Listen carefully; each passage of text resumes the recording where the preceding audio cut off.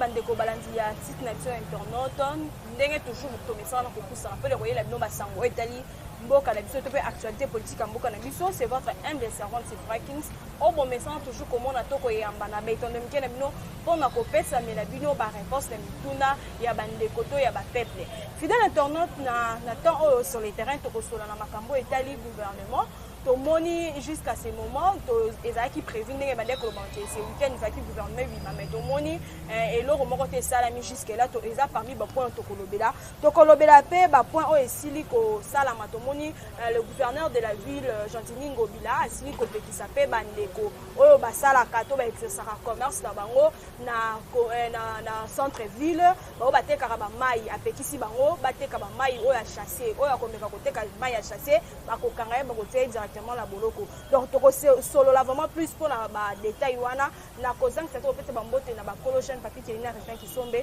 ali la tango ya beliti mwanza la bossa noté mon vieux Luka Lucas stage ici na kati Londres na ko yamba directement invité na nga akopusa na ko cameraman na ko yeso déjà au pour la caméra plutôt pour que na yamba invité na ngai mboto mona mboka kilechi. Bonjour madame la journaliste, bonjour na bala ninyo sa tindika télévision, on est ensemble. Zamba Kosala, bien que il y a un peuple congolais ou il y a un sacré, il faut bloquer tout le monde, mais l'Anzela Nzambe, tout le monde toujours.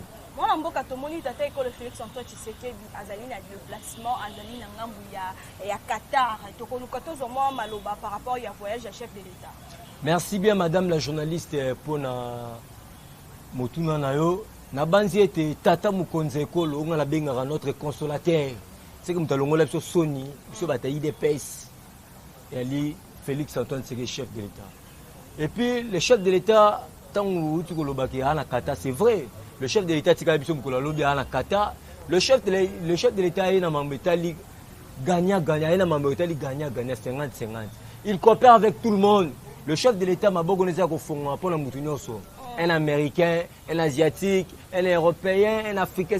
C'est qu'il est coopératif. Le chef de l'État Fongoli m'a beaucoup naé parce que Mboko ne se développait jamais ce qui va pas basaté. Mais Mboko ne se développe pas, ce que l'année va pas. Le Love Afrique de développer grâce à Bapaya. C'est partout dans le monde. C'est la raison pour laquelle le chef de l'État Zokende pour nous Fongola m'a beaucoup na mutunyoso o ya roya na metali gagna. Yango ko la sécurité so muni ba via sika, ko la sécurité so muni technologie sika mituka. C'est que le chef de l'État a convaincre les négociations Qatar pour mettre l'investissement. Parce que le chef de l'État va s'investir dans l'agriculture. Parce que Mboka ne se développe. Chine, tant que Marazara président, Chine se développe dans le Bilanga. Dans le Brésil, parce que le premier pays producteur de café partout dans le monde, c'est le Brésil. À l'époque, on a président, si j'ai le bon souvenir, c'est Lula. C'est pour te dire que le chef de l'État a s'investir dans le Bilanga. Qu'on le veuille ou pas, on poser question pour l'État bilan, pour décortiquer. Mais le chef de l'État, il coopère avec tout le monde. Aux à la moto pose à jaune, aux à la moto pose à pembe, aux à la moto pose à mouindo. Le chef de l'État, Zali Koluka, par quel mécanisme, on a besoin de Manaliboulou, on a besoin de porte par-ci par-là pour que Moutounio se sentir à l'aise ici Kazali. Voilà, mboka tomoni pe gouvernement il fallait qu'il demande ndenge tozali toujours kozela to bandeko bazali toujours kozela tomoni CG Augustin Kabuya asili kopesa to avi na ye to asili koloba ete eloko ezali kosala ete gouvernement ebimate ezali parce que na kati ya bandeko to bato oyo basilaki kotia na liste ya baministre ezali na manque ya bana basi donc bana basi bazali te bazosala partie il y a une liste wana te il y a gouvernement il y a union sacrée donc on compte moins intervention par rapport il y a affaire wana. Merci madame la journaliste na banzi grâce à événement Félix Antoine Tshisekedi ba président so balika na mboka oyo na to mona représentativité ya basi ya gouvernement comme na 18%. Grâce à événement Félix Antoine Tshisekedi de to mona to pourcentage ya moisi et comme na 18% grâce à événement Félix Antoine. Ce que souci à Félix Antoine Tshisekedi là to ya participation à base dans le gouvernement et comme on a 25%. C'est pour te dire que nous avons un président qui a l'amour du prochain. Non seulement pour rapport à Mobali, mais là moi aussi. Parce que l'homme a été fait pour l'homme et l'homme a été fait pour la femme a aussi été faite pour l'homme. C'est que quand moi aussi Azali peut faire pas ça. C'est la raison pour laquelle tant que le chef de l'État a une représentativité à basité, donc on a bêti ma beaucoup on a mis ça habité. Pas question beaucoup de revoir. bato bali ko bloquer banani bato MLC parce que Mbemba na bazaïba moi courant de l'écarté Mbemba azoka zuwa pour bazaïba akoma ministre mais bazaïba na ko interpeller conscience na yo tant olingo koma ministre na gouvernement ya Sama Lukonde mais mutanome Sama Lukonde comme le Félix Antoine Tshisekedi on de n'importe quoi.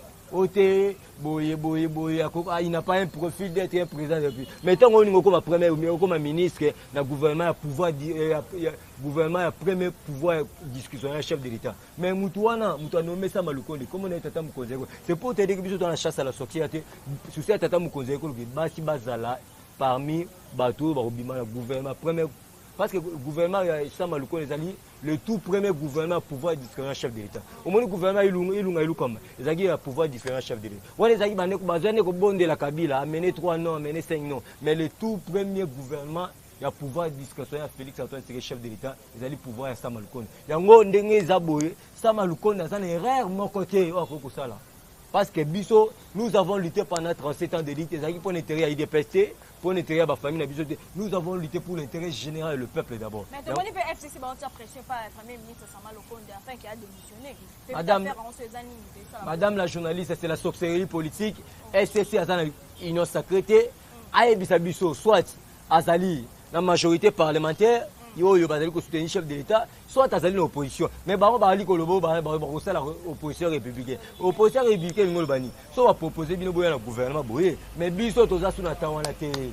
Très de le chef de l'État Zagi clair. Alors que FCC union sacrée c'est pour l'intérêt national. Bango lokola bango bana yaki na baninga baboyi ko ya parce que bayiki bana ba intérêt égoïste ya Kabila, mais Shadari bango baboyi. Biso ezala soubassement mon côté madame là, ils sont sérieux. Ba record sa motion wana ba ali na majorité parlementaire te baza soki 200 et quelques. Biso tozali 381. Bango baza 200 yipsanga ata ba côté motion c'est relega. C'est pour te dire que FCC chef de l'État Zagi visionnaire yango mona ka mettre fin la coalition Bunduka FCC parce que mona ki soka bien continuer kaka peuple congolais bambe mabanga. C'est pour te dire que FCC ils allaient front contre le Congo, c'est une distraction, c'est une vaste blague pour na ko bloquer chef de l'État à kende musika te na ba vision ya le peuple d'abord. Mwana mboka kilanchi bo bato moni pe na ngambu ya Moïse Katumbi azali ko menacer to azali ko tinda bandeko na ye to bazali ko sala partie ya etika o ya sili ko toma afin que ba menacer to batia moi mobulu to ko toma intervention. Merci madame la journaliste. Obengi bien Moïse Katumbi.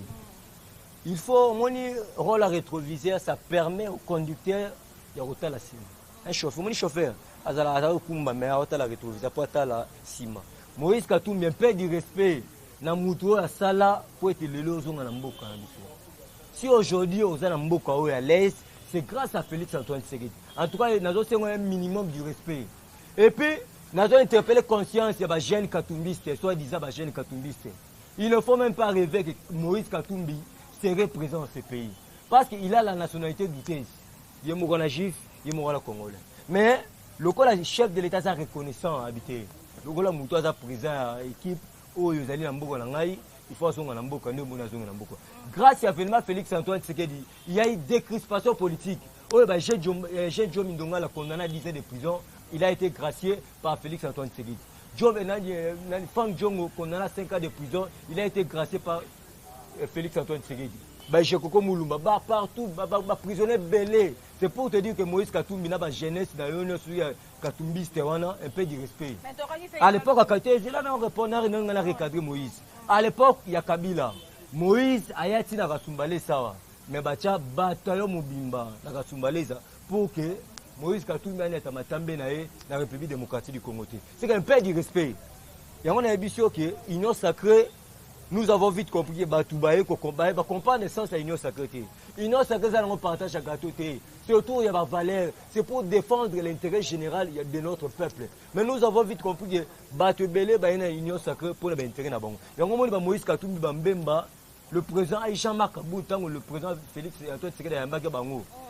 Tant que nous avons besoin du Parlement, nous avons besoin de la primatie. Le président Aïcha Makabou, nous avons la fidélité pays. Mon fidélité, madame, il faut appeler fidèle parce que fidélité fout. fidélité Kaboun malgré bazali ko combattre pas pourquoi Miké neti ba Wakwenda hein neti ba Sylvain Mutombo mais ce qui est vrai azali ya Nzambe parce que biso permanence oyo Kabila tinda ba soldat bakanga permanence voilà l'époque premier ministre Chibalo akufa liswana ote na yozo permanence idée c'est pour te dire que Moïse Katumbi n'a aucune leçon à nous donner hein soka azali lelo dans la liberté dans la République démocratique du Congo c'est grâce ya mwana Nzambe obiso do benga notre consolateur Félix Antoine Tshisekedi existe solo ba Dieu existe na yebi pourquoi na dans le ba Dieu existe parce que biso to uti c'est que biso ba benga biso leli bato yobi na Bible genre Jomo ba benga Mardoché hein Mephibosheth bato mo bazanga valeur mais quand je vois malgré nana musalate mais quand je vois Félix Antoine Tshisekedi chef de l'État naza consolé hein. C'est pour te dire qu'un peu du respect Moïse pour Félix Antoine Tshisekedi notre consolateur. Vous talons la biso Sony. Tata Mukonde Tata Nzambe abotela biso Konde Tshisekedi na droite, ayeko pesa biso Konde ayeko pesa biso Félix Antoine Tshisekedi na gauche. C'est que to tikala ka na ye parce que Etienne Tshisekedi ana mabeli. C'est que il ne faut pas badiner avec les chefs d'État parce que nous avons un seul président pour incarner ma valeur na mboka. Comme on a Félix Antoine Tshisekedi chef de l'État. Mais tout le monde peut parlementaire de groupe pour accompagner chef de l'État alors qu'il y a Azali qui apporter et l'autre côté toi Azali côté un blocage dans quatre Madame la journaliste Moutouana comme on est en Mbongo. En Mbongo a sali déclaration de mettre biso en garde au soi-disant parlementaire de vous. Yango to ali ko senga na bakonzi ya parti parce qu'à l'époque to ali au monde politique et les âges d'intérêt. Biso parlementaire debout, nous avons lutté pour que l'un des 4 matins, tout se réjouisse dans le conduit. Yango na liko senga na ba considérer biso ya parti. To ali ba mandiante, ce qui gouvernement le tout premier gouvernement pouvoir discrétionnaire chef de l'État, ce qui attend aussi ba ministère te, tous appelés des mandataires pour permettre que ba oya biso ba parlementaire debout ba joie, ba se réjouir na ba conduit. Ba joie la biso ba leader na biso. Il y a des parlementaires de Bounet de Féocation, je l'ai vu juste moi, comme ça, mandataire, biso pe la simana, on se retrouver. Il y a un peu conscience, il y a la distinguée première dame, c'est notre maman. Toboïté, ndenge opesi, assurance médicale, na bande ko na biso ba comédien, vous savez bien. Na beta c'est parce que politique est agent d'intérêt. Mon ba tususu, ba li ko sala hypocrisie, courage à koloba bo ezate. Mais ba combattre belé ba parlementaire de ba li ko kufa pour na ko zanga ba soin approprié. Soki maman Denise à saler libre comédien, à petit bon assurance médical. Pourquoi pas parlementaire debout? Yango to ali ko singa na la distinguée première dame, après ça fait parlementaire debout assurance médicale, le col a fait ba comédien. Dans zo fait ça verset biblique maman Denise. Jean 6 60 Jean 6 verset 60 61 à 68. Et ça histoire il y a apôtre Pierre na Seigneur Jésus-Christ. Apôtre Pierre a tout na Seigneur Jésus-Christ. Tout ce qui basi na biso tout ce qui ba na bino to landi yo Seigneur Jésus-Christ nini. Yango to singa na maman Denis a ses souvenirs na diplôme de mérite oyo Augustin Kabou a pesaka na 2018. C'est diplôme de mérite ezaka na ngonyo yetu kwa zaka azaka diplôme ro ya distinction la distinguer à distinguer na ba mérite na ba brevet nyo so. C'est pour te dire que toi ba mandiate to ali ko singa parce que bito bundeli mboka o ba parlementaire. C'est aucune structure ya IDPS en commençant par le secrétariat a commencé na ba national ba ligue des jeunes banini o ba buneti ba parlementaire so comme on a ba marche belé ils en est ba parlementaire ya on to ali ko senga na distinguer première dame à se souvenir ba parlementaire de vous après c'est bon assurance médicale o ko permettre bango ba kufati parce que to ali ko kufa belé pour la ko zanga ba soins appropriés to fini mutute to ali ko senga a maman na biso a outi na IDPS car la Bible déclare la bénédiction commence de la maison du Père na ko zonga na mutuna na yo oyo uti ko répondre ngai par rapport à Mbongo. Ambongo, papa le biboui. Parce qu'on a dit pas question à italien le biboui. Est-ce qu'un prêtre, un prélat catholique, à quoi c'est la politique? Il y a ce que papa le roi répondre. Abi, à quoi c'est la politique? Mais surtout, il faut appuyer pour l'amboka. Il faut appeler ça par idée constructive. Il y a des sanctions sérieuses, madame. Nabala nyo soit tinika. Est-ce que Ambongo, ali ko pesa par idée constructive pour ko permettre Mboka na biso ke liboso ou bien ali ko contredire chef de l'État? Mais tu connais pas aussi un éclaircissement pour faire à 4 millions. Yé, à justice, madame la journaliste. Au bon catholique, hein, tu es là pour gagner les armes et donner au pays des idées constructives. Il y a des idées négatives, il y a des idées qui sont des idées. Il y a des évêque Landou, évêque archevêque, il y a des démissionnaires qui habitent. j'ai vite compris qu'il y a un bon politicien, un prélat catholique. Je te rappelle aussi la conscience en bon. Biso to fin na yote tozo recadrer yo parce qu'il y a au moins un site c'est condamnable mais biso to ali ko recadrer sala musala na yo ya ki prélat catholique tika politique ah bon sens à humanisme hein c'est que papa a besoin un prélat catholique à ça la politique mais après ça va idée constitutive oyo ko tombola mboko na biso mais nous avons vite compris que ambongo ali ko comme politicien parce que il y a des sources il y a des informations autres récemment qui a ma famille proche dans Mbemba. Il y a un moment de souci des années parce que les gens comprennent mal.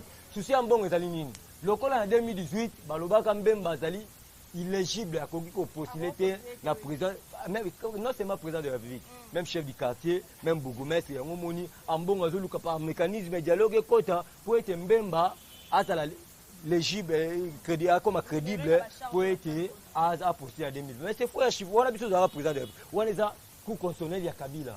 Actuellement, ce communiqué, Cour constitutionnelle est crédible. Qui est au recours na obimandinga yobi on se ko baolinga nini dialogue ko tapo été baso cliquement mbemba bacha na mesete mokonza ekolo ozali ou état des droits longola boro yo po été mbemba papa ata mbemba teli bana 2023 ata Moïse Katumbi biso IDP to kolambela yango on a peur de rien yango kambongo sala politique sala teyaka batu gagner am tika ko sala politique parce que politique ezali ils ont maman Nzambe été na maman Nzambe politique ezala été mwana mboka tomoni na ngambu ya Mbujimayi innovation ekoti makasi tomoni OVD to banisala ezali kosala vraiment na ngambu ya Mbujimayi.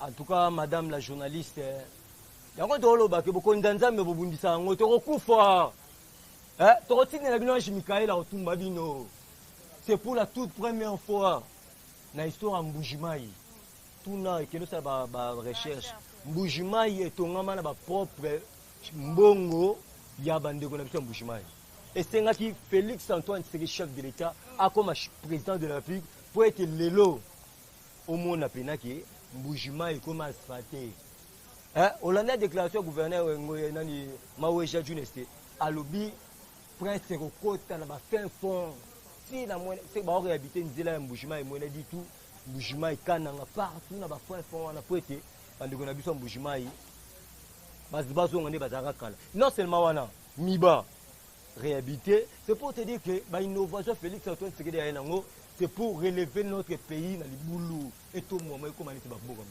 c'est pour te dire que madame la journaliste Mbujimayi Ngoïka Sange c'est un sorcier politique Ngoïka Sange si j'ai de bons souvenirs a fait plus de 10 ans à la tête de la province de Mbujimayi masale le côté et l'autre mon côté de crise en crise si les lois comme la union sacrée mais bandeko na yo moko atozaki kabiliste pour ton province d'ailleurs et c'est là Kabila fait ça bon c'est pour te dire que grâce à vraiment Félix Antoine Tshisekedi directeur général yango moni de connaissance Gilles Kaloubi azakuna accompagné na yomoko numéro 1 ya OVD na kombo vena biso Chikela Victor c'est pour te dire que patia ya innovation makasi c'est que bato oyo bakotia mekakotia libaya na 2023 tokolambela yango mais biso madame nga chite place nous sommes d'accord avec les élections IDPS aza prêt ata lobi tokende élection mais la base le président de la République aza président IDPS alobaki avec la machine ou sa machine IDPS ira aux élections batala muka nyonso ba Moïse balobaki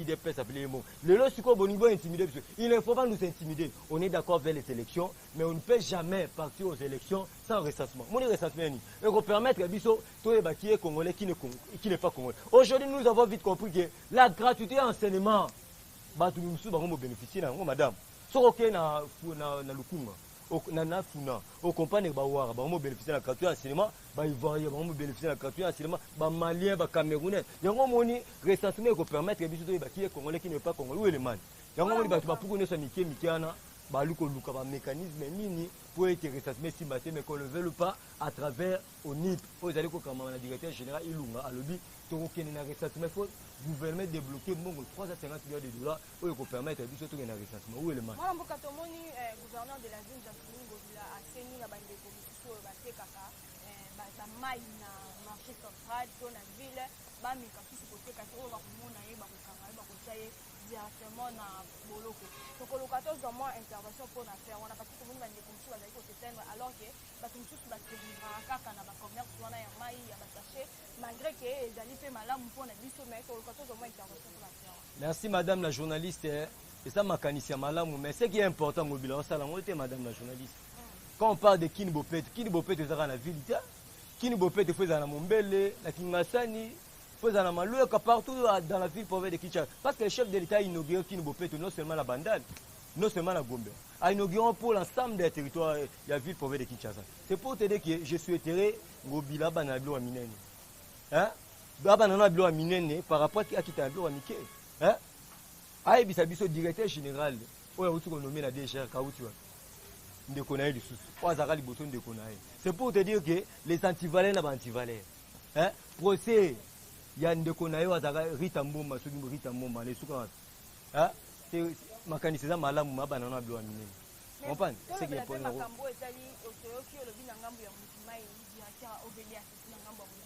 Mais awa tomoni misala te mantele ezali non ya kobeba makati soki totali nzela ya bongolo totali nzela ya kapela totali baplace misusu oyo ekomi ke soki mbula ebeti tokoloba kongo ezalaka chantier tokoloba tozomona intervention par rapport ya bainondation mpe oyo ezali kosalama mpo tozomona la semaine passée mama moko asili kokufa na kati ya ndako alors ke ndako ezalaki likolo ya ndale loba biloko wana nyonso toyebi te gouverneur de la ville to tata ekolo azali koloba nini to azali kopense nini par rapport ya makambo nyonso ezali koloba. Madame la journaliste, na banzi le chef de l'État qui inauguré na 7e mois pour asphalter nzela nyonso et débâtir l'ensemble de la ville province de Kinshasa.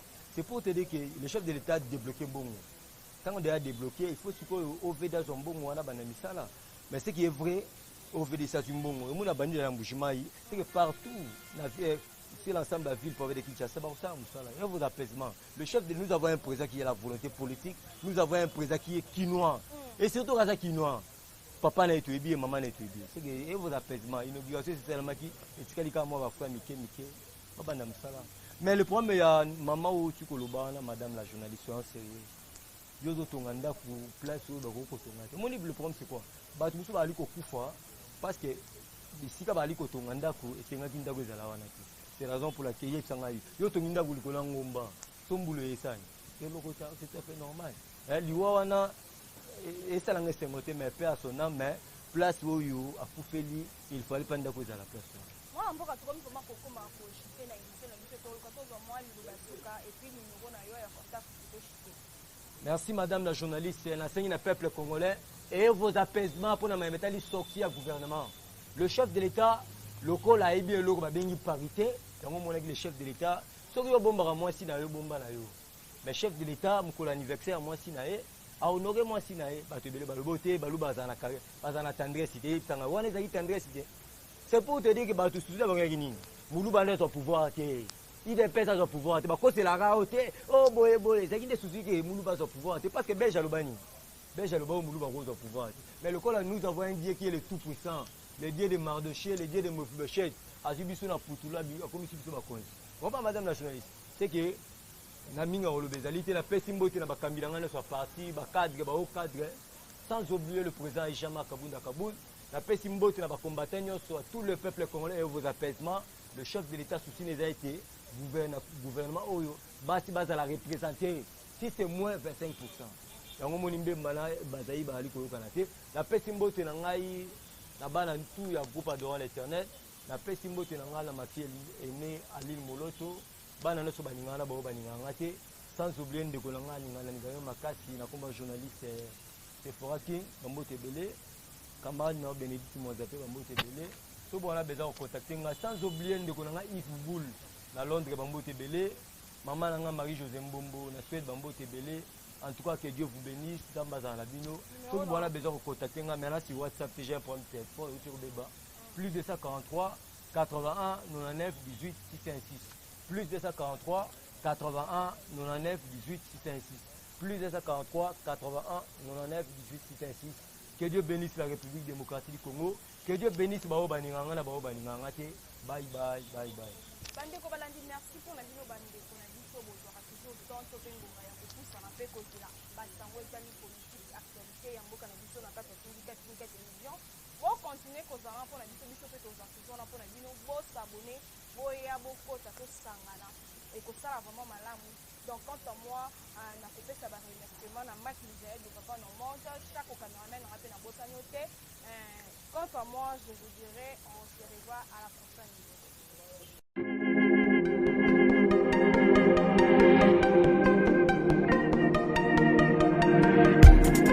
Après 25 ans d'expérience, eh oui, de 1995 jusqu'à ce jour, Elton Store, l'unique shop congolais de Londres, na Grande-Bretagne, où il y la fierté à la communauté nabiso, et surtout, il y a un homme d'affaires congolais sérieux dans la diaspora. Oh yes, yes, yes, yes.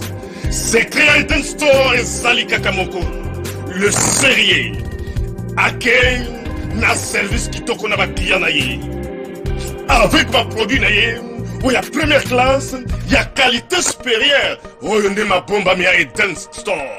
Oh yes, mon crime bimbe yeba. Ma maman à Londres va confirmer. Eden Store, c'est le berceau des produits cosmétiques. Il y a solo produits originaux. Et yes, les alipes perso et produits alimentaires, naturels et organiques. Au travers de nos produits cosmétiques, Eden Store détient le secret. Secret ya solo, où ya poso ya maman moi c'est qui toko. Poso ya moi so penza basali kolula, poso ya moi so mobala kotala ya lembate. Poso so kotamboli masanga sima. Eh oui, yango ne ba produit zo te kama na kati Eden Store. Na ba produit alimentaire, où ya Eden Store, yango de secret ya cuisine ya maman congolaise. Eh oui, nyonso ko so penza mobali na yo ezali. Pondu, matembele, ngai, ndole, fumbwa, ndunda, bilembwe, oyo nyonso penza, oyo ekobonga pona cuisine na yo ezali. Oh yes, yes, yes. Olingi mobali na yo asepela na yo libela na libela. Olingi mobali na yo atalaka yo lokola mwasi azali kolula sika. Oh yes. Olingi mobali na sisa biloko nyonso telaka ye na mesa. Secret zali kaka moko. Eden Store.